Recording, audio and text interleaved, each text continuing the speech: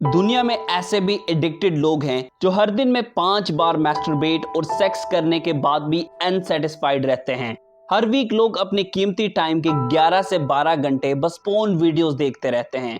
हर दिन इंटरनेट पे जितने भी डाउनलोड्स होते हैं उन सब के 35% पोर्न वीडियोस डाउनलोड होती हैं। एक रिसर्च के मुताबिक दुनिया में 65% मेन और 20% वुमेन ने कहा है कि वो हर हफ्ते कम से कम एक बार तो कोई पोर्न वीडियो जरूर देखते हैं। पूरी दुनिया के ऑलमोस्ट 93% बॉयज और 62% गर्ल्स बस 18 साल की एज से पहले ही पोर्न देखना स्टार्ट करते हैं। इससे आपको आइडिया तो हो ही गया होगा कि ये कितनी बैड एडिक्टिव हैबिट है। पहले सेक्सुअल कंटेंट सिर्फ मैगजीन में होता था, लेकिन अब इंटरनेट की वजह से हर इंसान के पास उसके फिंगर टिप्स पे कंटेंट अवेलेबल है। इसीलिए लोगों को कंट्रोल करना बहुत ही मुश्किल होता जा रहा है। और ये इतना एडिक्टिव इसलिए है कि मैस्टरबेशन और पोर्न आपके माइंड में बहुत ज्यादा अमाउंट में डोपामिन रिलीज करता है, जो बिल्कुल एक स्ट्रॉन्ग नशे जैसी फीलिंग्स देती है, जिसके बाद इंसान को वही डोपामिन की तलब होने लगती है, जिसके बाद वो दोबारा करता है और ऐसे ही ये हैबिट और स्ट्रॉन्ग बनती जाती है, जिसके बाद आपकी बॉडी से एक्सेसिव इजैकुलेशन होने की वजह से आपका टेस्टोस्टेरोन लेवल गिरने लगता है, जिसके बाद आपको बस हर टाइम थकावट और डिप्रेशन होने लगती है। साथ आपका बॉडी पोस्चर स्लम्पी होने लगता है और सबसे बड़ी इफेक्ट ये है कि आपका फोकस लेवल बिल्कुल जीरो हो जाता है।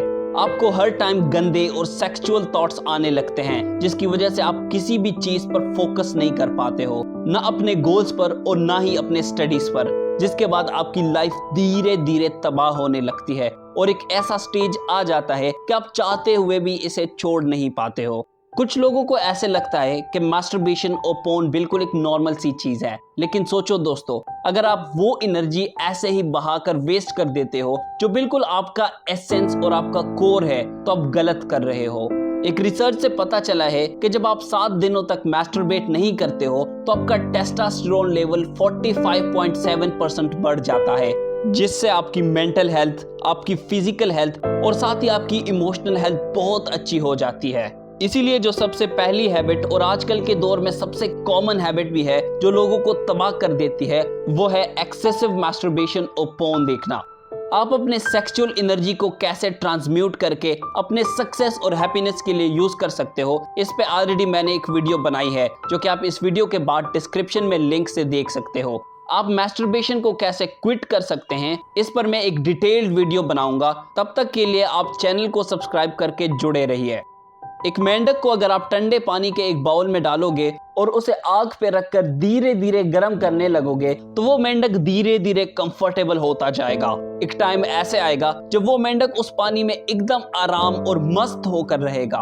उसको वो पानी बहुत अच्छा लगने लगेगा और वो लेजी होता जाएगा। लेकिन जैसे जैसे टेम्परेचर बढ़ता जाएगा, उसके लिए उस पानी में रहना बहुत मुश्किल होता जाएगा। लेकिन कंफर्ट और लेजीनेस की वजह से वो फिर भी उस पानी से नहीं कूदेगा।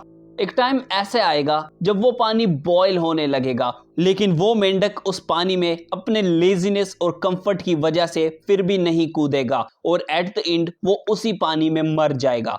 इसीलिए ही तो कहते हैं कि अगर आप किसी को अपने गोल्स, अपने ड्रीम्स और अपने काम से हटाना चाहते हो, तो उसको बस सिर्फ और सिर्फ ये 3 चीजें दे दो, वो खुद ही अपने सारे गोल्स, ड्रीम्स और अपने सारे एम्बिशंस छोड़ देगा। अच्छा खाना, कंफर्ट और सेक्स। क्योंकि कंफर्ट जोन बिल्कुल एक ड्रग की तरह है जिसको छोड़ना बहुत ही मुश्किल होता है, क्योंकि कंफर्ट जोन आपको बिल्कुल उस मेंढक की तरह लेजी और सुस्त बना देता है, जो एट द एंड मर तो जाता है लेकिन कभी अपने सिचुएशन और अपने लाइफ को चेंज नहीं करता। कंफर्ट जोन में आप ग्रो नहीं करते, और एक फेमस कोट है कि अगर आज की दौर में आप ग्रो नहीं कर रहे हो तो आप मर रहे हो। इसीलिए दूसरी बड़ी हैबिट जो लोगों को तबाह करती है वो है उनका कंफर्ट जोन का आदी हो जाना और कंफर्ट जोन में ही रह जाना। एक गांव में एक बहुत ही सक्सेसफुल और अमीर बिजनेसमैन था जिसके 2 बेटे थे। वो हर टाइम बस अपने दोनों बेटों को बिजनेस के बारे में बताता रहता और उनको सिखाता रहता था। एक दिन उसके दिल में ख्याल आया कि मैं इतना इन दोनों को सिखाता हूं, क्यों ना इनका टेस्ट ले लूं और जो भी वो टेस्ट पास करे उसको बिजनेस का आधा हिस्सा दे दूं। उसने अपने दोनों बेटों को बुलाकर कहा कि हर रोज उनको घर से एक लकड़ी उठाकर अपने बाजार में बने गोदाम में रखना होगा। दोनों इसके लिए एग्री हो गए। अगले दिन छोटे भाई ने सुबह उठकर सबसे पहले घर से एक लकड़ी उठाई और गोदाम में रख आया, जबकि बड़े भाई ने सोचा कि यार आज तो बस एक ही लकड़ी है, अब इस एक लकड़ी के लिए मैं क्या बाजार जाऊंगा। इसलिए वो आज रहने देता है और कल जब दो लकड़ियां हो जाएंगे तो वो दोनों लकड़ियां एक साथ ही बाजार ले जाकर गोदाम में रख लेगा। जैसे ही दूसरा दिन आया तो छोटा भाई फिर से पहले की तरह सुबह उठकर एक ही लकड़ी गोदाम में रख आया, जबकि बड़े भाई ने फिर से सोचा, यार दो ही तो लकड़ियां हैं, अब इन दो लकड़ियों के लिए मैं क्या बाजार जाऊं। जब एक साथ 10-12 लकड़ियां हो जाएंगी तो वो आराम से आसानी से उसे गाड़ी में जाकर गोदाम में रख आएगा एक ही बार में। ऐसे ही टाइम गुजरता गया और बड़ा भाई आज का काम कल पर टालता गया। एक वक्त ऐसे आया कि उसके लिए इतना ज्यादा काम हो गया और इतना बर्डन बन गया कि उसको करना उसके लिए बहुत ही मुश्किल हो गया और उसने क्विट कर दिया, जिसके बाद उसे कुछ नहीं मिला और बिजनेस का आधा हिस्सा उसके छोटे भाई को खुशी खुशी मिल गया। हम में से ज्यादातर लोग अपने जरूरी काम को टालते रहते हैं, जिसके बाद वो इतना बर्डन बन जाता है कि उनका करना हमारे लिए ऑलमोस्ट इम्पॉसिबल हो जाता है, जिसकी वजह से लोगों के सारे गोल्स, एम्बिशंस और प्लान्स डिस्ट्रॉय हो जाते हैं। क्योंकि चाहे आप जितने भी प्लान्स बनाओ, आप जितने भी बड़े गोल्स रखो, आपके जितने भी हाई एम्बिशंस हो, लेकिन अगर आप एक्शंस नहीं लोगे तो आपको कोई रिजल्ट्स नहीं मिलेंगे। इसलिए दूसरी बड़ी हैबिट जो लोगों को तबाह करती है वो है प्रोक्रास्टिनेशन, मतलब कि अपने जरूरी काम को टालते रहना। रॉबर्ट के डैड पीएचडी होल्डर थे, वो बहुत ही इंटेलिजेंट भी थे और हॉनेस्ट भी। उसने गवर्नर के खिलाफ कुछ बोल दिया था जिसकी वजह से उसे जॉब से निकाला गया, जिसकी एज अराउंड 60 हो चुकी थी। वो अपनी पूरी लाइफ बस एक मिडिल क्लास लाइफ जीता रहा, जबकि दूसरी तरफ रॉबर्ट सिर्फ और सिर्फ 21 साल का था, लेकिन वो अपने 60 इयर्स ओल्ड डैडी से ज्यादा कमा रहा था। उसने बहुत कोशिश की कि वो अपने डैडी को समझाए कि ट्रेडिशनल और कन्वेंशनल एजुकेशन और फाइनेंशियल एजुकेशन में बहुत फर्क है, लेकिन उसके डैडी को कभी ये बात समझ में नहीं आई। उसे लग रहा था कि वो तो पीएचडी होल्डर है और वो बहुत हॉनेस्ट और इंटेलिजेंट भी है, इसीलिए जॉब से निकाले जाने के बाद वो एक बिजनेस का फ्रेंचाइजी खरीदने लगा।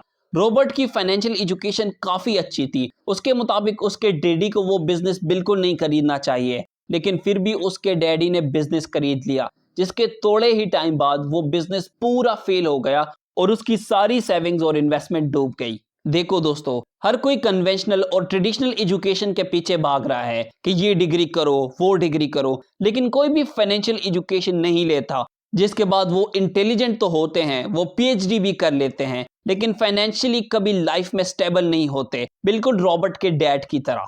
इवन कुछ लोगों को तो पता ही नहीं है कि कन्वेंशनल एजुकेशन और ट्रेडिशनल एजुकेशन में क्या फर्क है। वो बस समझते हैं कि अगर वो ये डिग्री कर लेंगे और खूब मेहनत करके पीएचडी कर लेंगे तो वो पक्का सक्सेसफुल तो होंगे ही होंगे, जो कि एकदम सच बिल्कुल भी नहीं है। पैसे और वेल्थ को मैनेज करना एक स्किल है जिसका आपके एजुकेशन से कोई लेना देना नहीं है, और अगर आजकल के दौर में आप ये स्किल मास्टर नहीं करोगे तो आपके लिए फाइनेंशियल फ्री होना ऑलमोस्ट इम्पॉसिबल होगा। इसीलिए चौथी बड़ी हैबिट जो लोगों को तबाह करती है वो है फाइनेंशियली खुद को एजुकेट नहीं करना।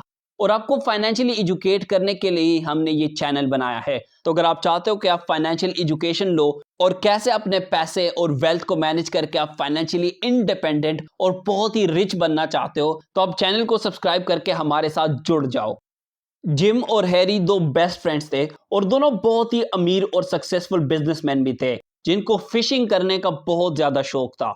वो दोनों अक्सर एक साथ वीकेंड्स पे जाके फिशिंग करते थे। सितंबर 9, 2002 को उन दोनों ने चैलेंज लगाया कि इस वीकेंड पर जो भी ज्यादा फिश कैच करेगा तो दूसरा उसको अपने बिजनेस का 20% शेयर देगा। जब वीकेंड पे वो दोनों फिशिंग करने गए तो जिम एकदम से फोकस्ड होकर फिशिंग करने लगा, जबकि हैरी ने भी फोकस्ड होकर फिशिंग स्टार्ट की। थोड़ी देर बाद वहां ऊपर से एक प्लेन गुजरने लगा, जिसको देखकर हैरी को अपने गोल्स याद आए कि कैसे वो पूरी दुनिया ट्रैवल करेगा, कैसे वो एक बड़ा एयरलाइन बिजनेस खरीदेगा और कैसे वो पूरी एयरलाइन इंडस्ट्री को चेंज करके रख देगा। जब इन ख्यालों से वो बाहर आया और उसने देखा तो जिम ऑलरेडी 7 फिश कैच कर चुका था। वो बहुत फ्रस्ट्रेट हुआ, ये कैसे हो सकता है, आपने इतनी जल्दी 7 मछलियां कैसे पकड़ी, मेरे पास तो कोई एक भी नहीं आई। जिस पर जिम ने उसे कहा कि अगर आप अपने सोच से बाहर आकर फिशिंग पर फोकस करोगे तो आप भी मछलियां पकड़ पाओगे। आजकल सोशल मीडिया और इतने ज्यादा डिस्ट्रैक्शंस की वजह से हमारा फोकस बिल्कुल डिस्ट्रैक्ट हो गया है और हम कभी उन चीजों पर फोकस ही नहीं कर पाते जो हमारी लाइफ में सबसे ज्यादा इंपॉर्टेंट है। जिसकी वजह से हम कोई भी काम ढंग से नहीं कर पाते और यही हमारे फेलियर की सबसे बड़ी वजह भी है। कैल न्यूपोर्ट ने अपने international best selling book deep work में कहा है कि इस 21st सेंचुरी में जो स्किल सबसे ज्यादा इंपॉर्टेंट और वैल्यूएबल है वो है पूरे फोकस स्टेट में डीप वर्क करना। इसीलिए जो पांचवी हैबिट लोगों को तबाह करती है वो है उनका किसी भी काम में फोकस नहीं कर पाना और बस छोटी छोटी चीजों से डिस्ट्रैक्ट हो जाना। आप मेरे पर्सनल इंस्टाग्राम @hasnanspeaks पे जाके अपने सारे क्वेश्चंस मेरे से पूछ सकते हैं। I'll try my best कि मैं आप सब तक पहुंच पाऊं, क्योंकि मैं इंस्टाग्राम पे ज्यादा एक्टिव रहता हूं। हम सब साथ मिलकर एक दूसरे की हेल्प करेंगे और एक दूसरे को ग्रो करेंगे। And as always, thank you so much for watching.